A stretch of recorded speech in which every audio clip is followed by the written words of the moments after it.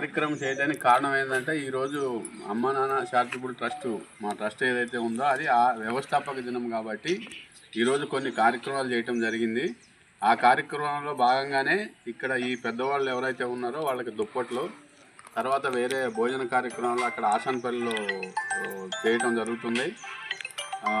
అట్లనే ఏంటంటే ఇటువంటి కార్యక్రమం మేము ప్రతిసారి కంటిన్యూషన్గా చేస్తున్నాం. ఎందుకంటే భగవంతుడి దయ వల్ల మరి మేము పెట్టాము కాబట్టి మేము ఉన్నన్ని రోజులు ట్రస్ట్ నడవాలనే ఉద్దేశంతో నాకు తోచిన సేవా కార్యక్రమాలు నేను కంటిన్యూషన్ చేసుకుంటూ మరి ఈ రోజే కాకుండా మధ్య మధ్యలో కూడా చేయటం జరుగుతుంది.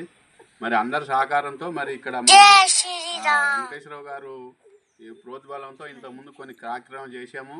మరియు మన గ్రామ సర్పంచి ప్రథమ పౌరుడైనటువంటి మన సోదరుడు శేఖర్ గారు మరి చాలా మంచి కార్యక్రమాలు ఆయన కూడా గోశాల అటువంటి నిర్వర్తించటము, మరి మంచి చిన్న వయసులోనే మంచి సేవా కార్యక్రమాలు చేస్తున్నారు.